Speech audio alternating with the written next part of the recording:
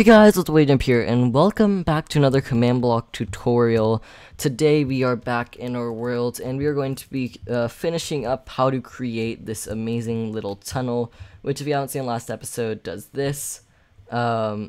Anyways, yeah, it's a very simple thing to be able to do, and the commands we are using to, well, the commands that we need from here today are effect and teleport, and we are going to be covering teleport fully next episode. There's a reason I'm not covering it this episode, but we will go over teleport briefly this episode. So yeah, again, episode 1, tell, execute, and title. Episode 2, fill, clone, and set block, and episode 3 was summon, entity, data, and effect. And next episode we're covering block, data, teleport, and TP, which are different commands in 1.9 or 1.10. So that is actually why I'm not covering them today. So anyways, yeah, we're going to start off here with how to finish off creating this tunnel. So the main thing that I have here is the fact that it makes you so dang fast.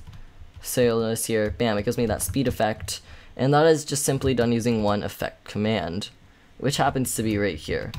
So we're going to go ahead and we're going to copy that command block, and we're going to head back over here and just kind of diagnose how the effect command works. Alright, so you'll notice here you have a couple of options. So you have effect, the player, and I'll explain what this part is right here in a minute. You have the effect itself, the seconds, the amplifier, I'll again explain what that is, and whether or not you want to hide the particles. You could also do effect, player, and then clear, which is a really helpful command because it'll just clear all of your potion effects, which is amazing. Anyways, what you're going to need to do here to achieve this effect that I made is, first off, this add ER equals 12 thing you may be confused about. Well, this essentially means that it'll trigger it on entities in a radius of 12. So you'll notice here if I change this down to a radius of 1, I'm not going to get effective.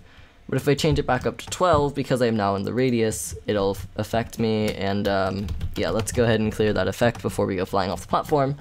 Anyway, so 5 here, or actually I should show you the effects first off. So you could press tab to figure out the effects when you're in chat. So you go effects, and then just press tab, and you'll see these are all of the effects. You don't actually need to have the Minecraft clone before it. You could actually have it without that, and it'll still work. Not Clara. Anyways, so what this amplifier thing is here is this is essentially meaning how strong the effect is. So right now I have it at 100. If I just don't add any amplifier, this is the normal speed effect. If I do it as an amplifier of 1, that is speed 2, and if I do it as an amplifier of 3, that is speed 3. Now you could go up to a level of 255, however I just use 100 for this one because otherwise the entire game just starts to glitch out because of how fast you are going. Because yeah, you'll notice at speed 100, it's not exactly safe to walk around normally, as I am shifting right now and going ridiculously fast. Anyways, here, yeah, we're gonna wait for that to wear off. And the true command is something that I very much like a lot. So if I change that to false or just don't put anything, you'll notice that I get these potion effects. So you could tell that you have the effect on you much more obviously, and it kind of covers your field of view and ruins the effect. So this way you don't have that, and I just enjoy it. Now in terms of the rest of this tunnel, so you'll notice here we have the speed effect. We have a teleport command. So what this does right here is it'll teleport all entities in the radius of 5 to 0, 6, 142, which is where my other area is, and this command here will clear all effects in the area because, you know, we don't want to have super speed once we're there. Yeah, so that would be a bad thing. In terms of the other things we need to learn today, we also need to learn entity data and summon. So to do this, we're actually going to head over to our other area. I'm not sure why I headed back, but there is, by the way, a good reason for this. And yeah, if you're wondering what that platform is, just watch last episode. But I will go ahead and show you guys what entity data and effect are, and these are some pretty cool commands.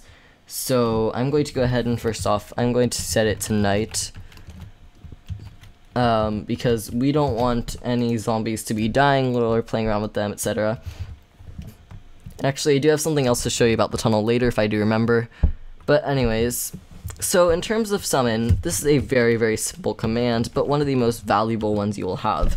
You could summon any entity here. This is a list of all the entities on screen right now in the chat window. But yeah, for example, if I summon a shulker bullet 1 block above me, it'll go ahead and summon a shulker bullet 1 block above me. And you know what, let's summon it 15 blocks above me. So yeah, you could tell it is summoning it. Could say summon a zombie 15 blocks above me. Or I could summon a zombie 15 blocks above me with the data tag. So in order to see data tags, well, you're going to need to use the Entitydata command, because otherwise you won't know what the data tags are. So the Entitydata command will essentially allow you to check any data that is on it, stored onto an entity in Minecraft. So if I do Entitydata at e type equals zombie, well, I've killed all the zombies, so you'll notice nothing will happen. But if I go ahead and summon a zombie here, it'll tell me what data the game has stored about it. So let's do that, and there we go. So you'll notice here it has all sorts of information about it. So we could go ahead here and we could go ahead and entity data at e type equals zombie. And now we could change its information. So first thing is, you'll notice one of them is zombie type. So if I wanted to change the zombie type, currently zombie type is at 0. Change that to 1, you'll notice it changed to that type of zombie. Change it to 2, 3, whatever. I could also go into more complicated stuff and do things like changing its inventory, or I could even go ahead and change its health if I really wanted to. And we're going to go, I believe, no gravity as 1B. So now, they are not affected by gravity. This is probably my favorite one. I seem you can't get the Elytra one to work, but like, yeah, flying zombies. What's more fun though is, let's go ahead and do entity data at e type equals not player, so it'll affect everything but me. And we're going to go ahead and again, and I don't know if this will break my item frames, chances are it will. No gravity 1B, and we're going to go ahead and set this to always be active. And I'm going to go ahead and, by the way, try an item frame just to see if it breaks the item frames as well, so that you guys will know. No, so it doesn't affect item frames luckily, but you'll notice here as soon as I summon a zombie,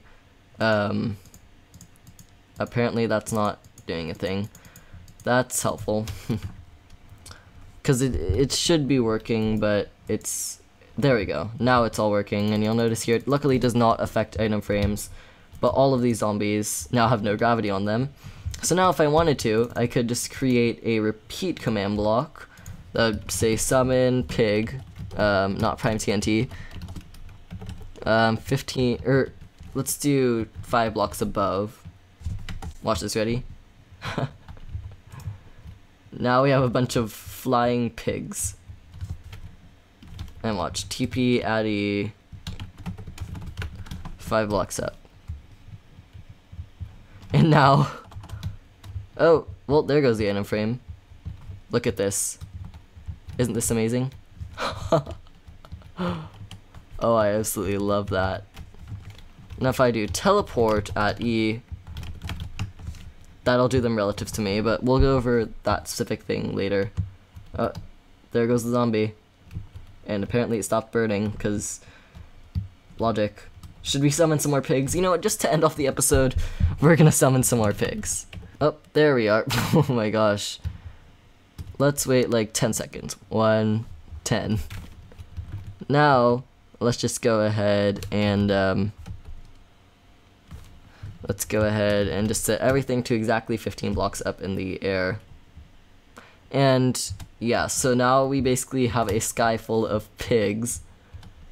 And if we wanted them all to fall down and die, well, first off, let's go ahead and just kind of move them all to here,